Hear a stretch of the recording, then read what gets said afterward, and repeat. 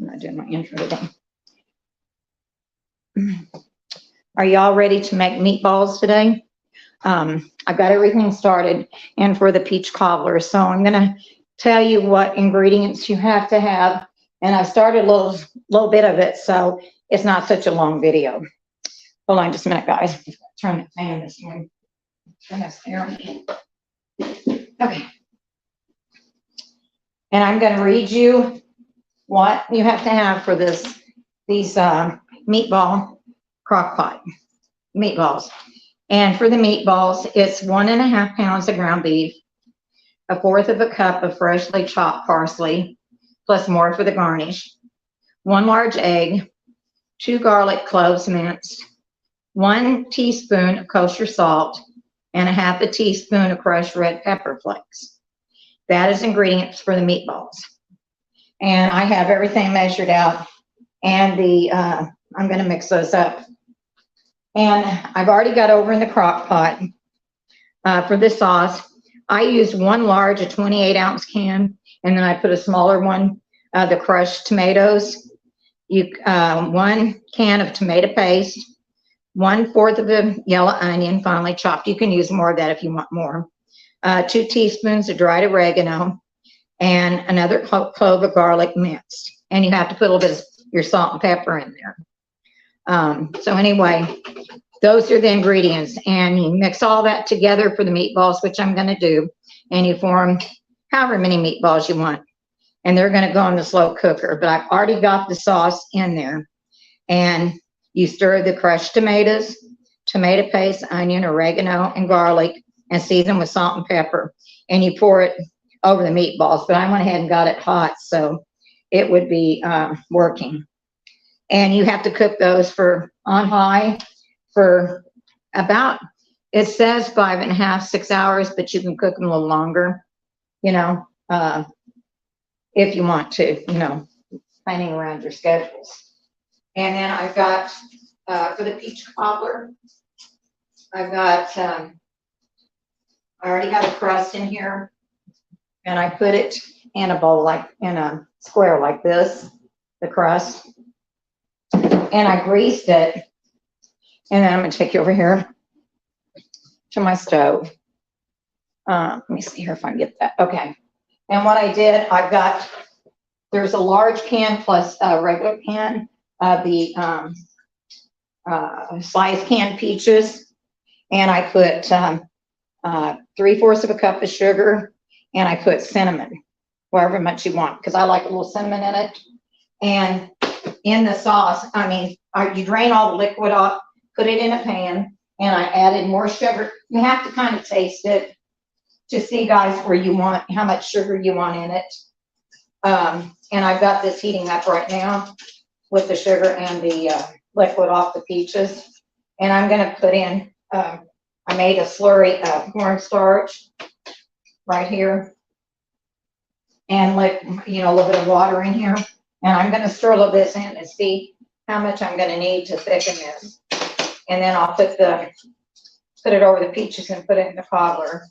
And I'm going to bake this at 375 for 20 minutes, and then turn it down to, depending on your stove, about, I'm going to say about 350, 325, depending on how much it heats up. You just want it, to get the peaches are basically cooked, but you want the seasonings in there and the flavor. And of course you want the crust done. And I always say to cook it at a higher temperature. And the reason for that is to get that bottom crust so it won't be soggy on the bottom. And with the cornstarch, just mix up some in a bowl with some water. And because you just have to kind of put it in a little bit at a time till you've got it the thickness that you need it. And just stir it, over the heat. But I'd already put the liquid on with that sugar to get it hot before I went live. And it's coming together right now, getting about where I want it. You don't want it, you know, slimy, but you want it thin. Because cobblers, you know, are juicy.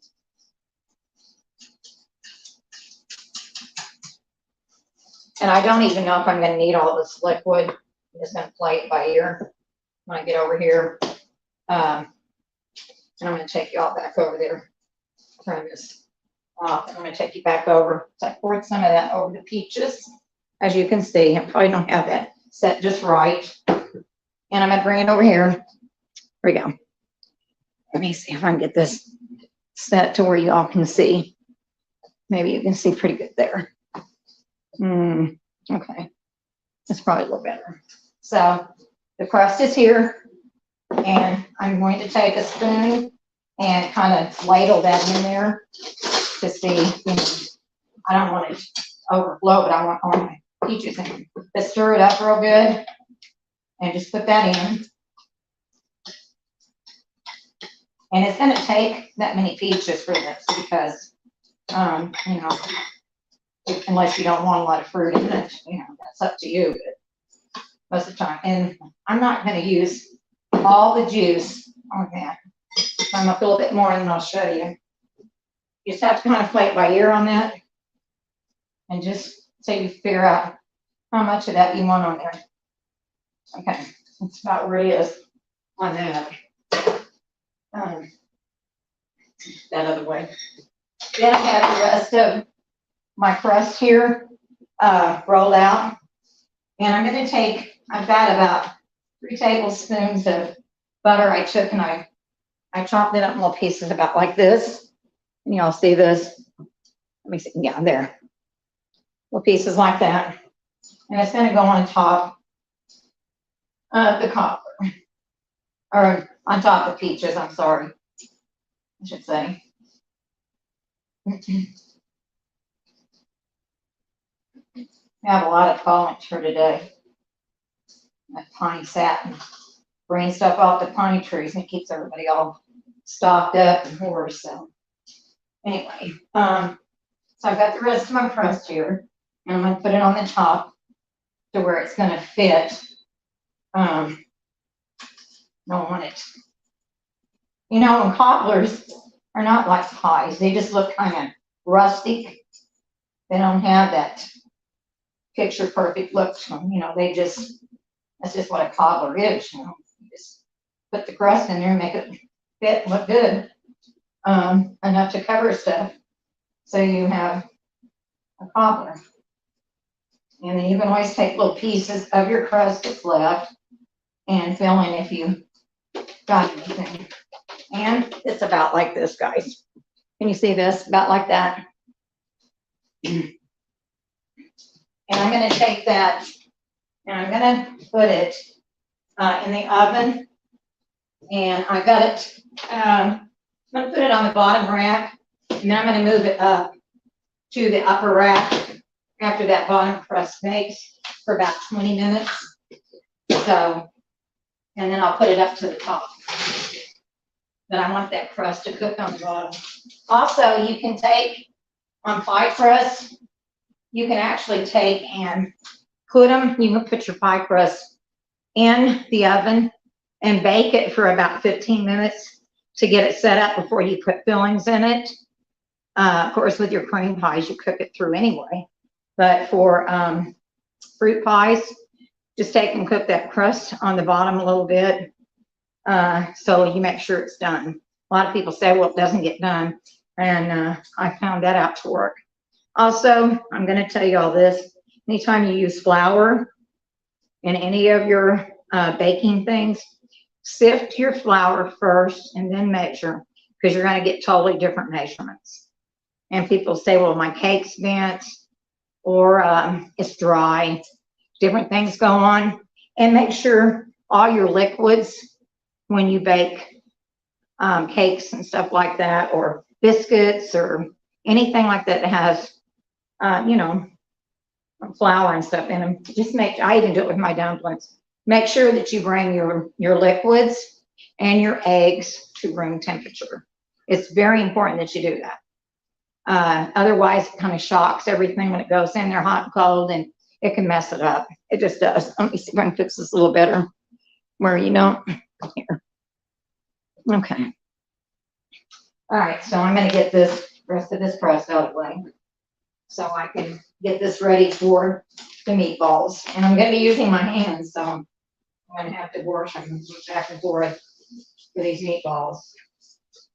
It says you can make 24, but just make them however you want is what I would do.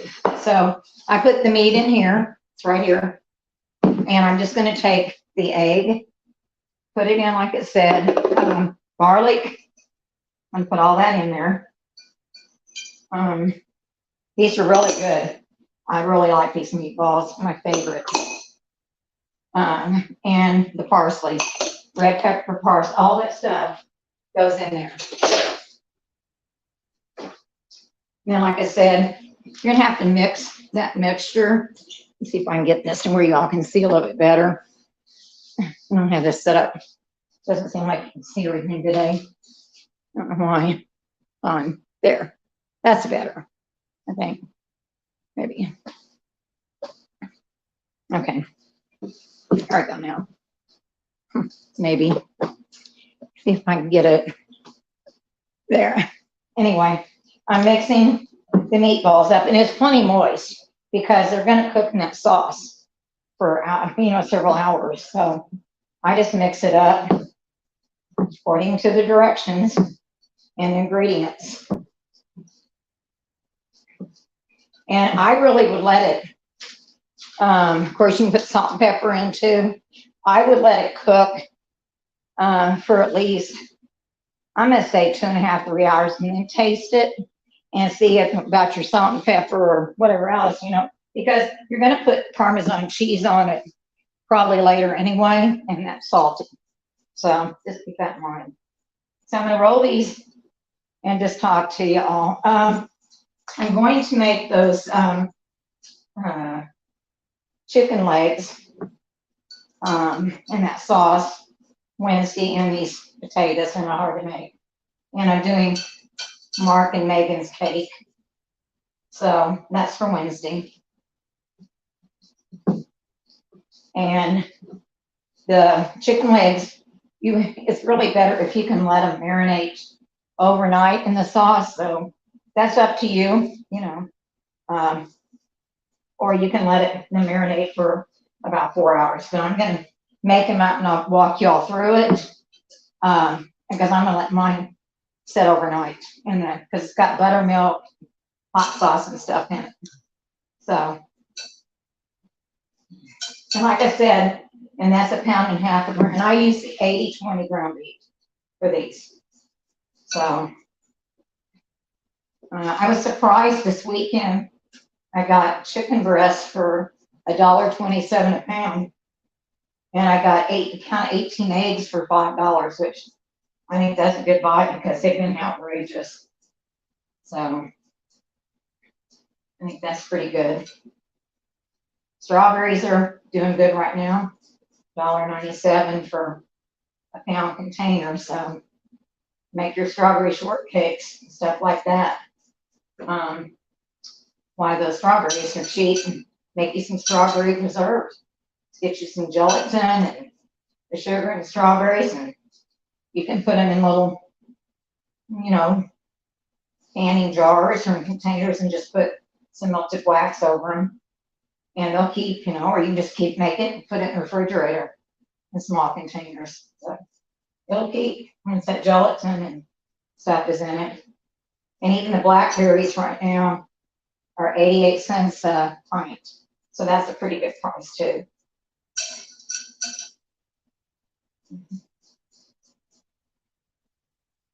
It takes a little while to roll these meatballs, but I thought, well, I'll just roll them when I talk to you.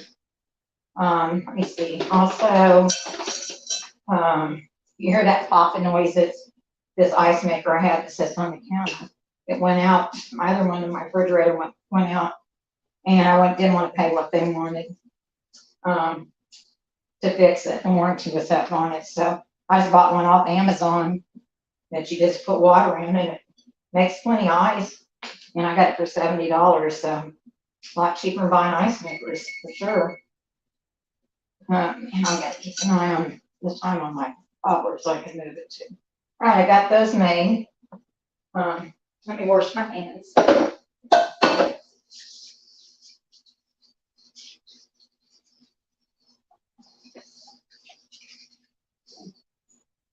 And get this cleaned up a little bit.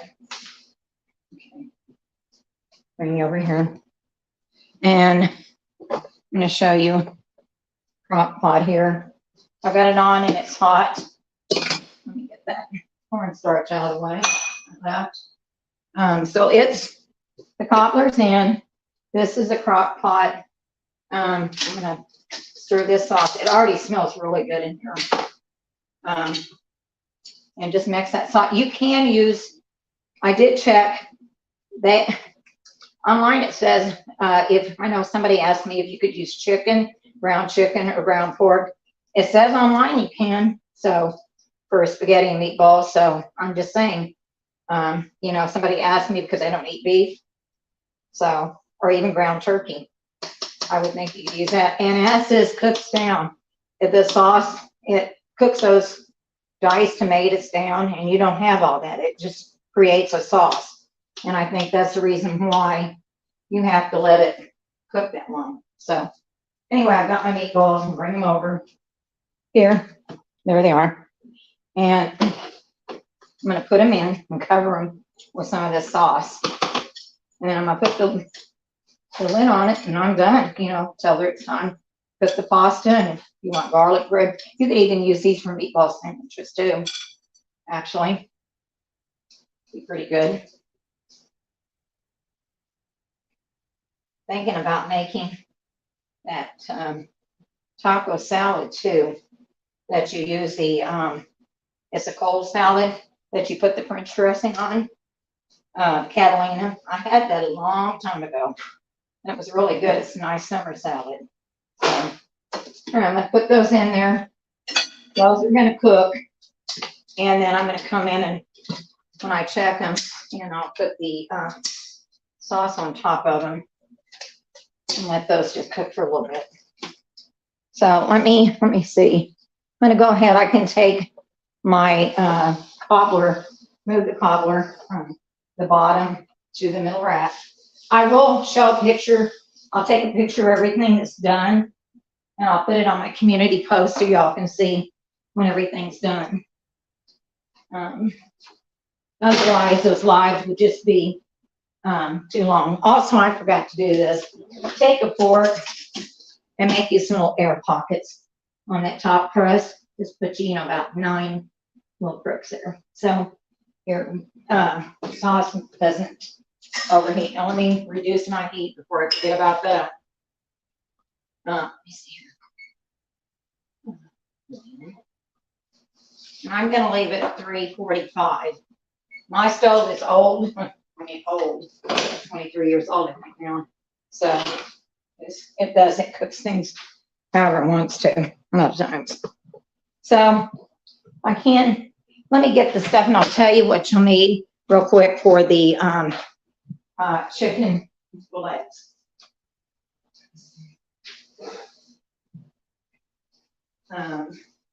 There's quite a few steps here. Okay, they're called hot honey fried chicken. And your prep time is an hour, an additional time 6 hours, and total time is 7 hours and 16 minutes. And it says to clean, I think most of you know how to clean drumsticks, I hope. But you can take them, what you can do, and you can use other parts of the chicken, put them in cold water with white vinegar and lemon slices and clean them. And, you know, then the seasoning mix is 1 tablespoon of smoked paprika, 1 tablespoon of garlic powder, 1 tablespoon of onion powder, 2 teaspoons of hot chili powder, 1 1/2 teaspoons of Italian seasoning. Of course, I'll go over this again, Wednesday. 1 1/2 teaspoons of cayenne pepper, 1 1/2 teaspoons of white pepper, 1 1/2 teaspoons of ground mustard, and 1 1/2 teaspoons of salt. The marinade is half of the seasoning mix, 2 large eggs beaten, 2 cups of buttermilk, and a cup of hot sauce. And I use that Frank's Red Hot sauce. I don't get the hot, I get the milder one. And the coating, the flour coating is going to be 2.5 cups of all-purpose flour, a half a cup of cornstarch, a tablespoon of baking powder, and half of the seasoning mix. So that seasoning mix goes into your marinade and your coating, your flour coating. And then you take these and you fry it. It says about 2.5 quarts, 10 cups of cooking oil for frying. And then you make a hot honey sauce, which is 1/4 of a cup of unsalted butter, cup of honey, and a cup of the hot sauce, Frank's hot sauce. So that's going to be, you know, and of course I'll go through all of the steps with you all. So because the reason why it says so much prep time, because you have to allow at least, let me see, at least, guys, 4 hours. Oh dear.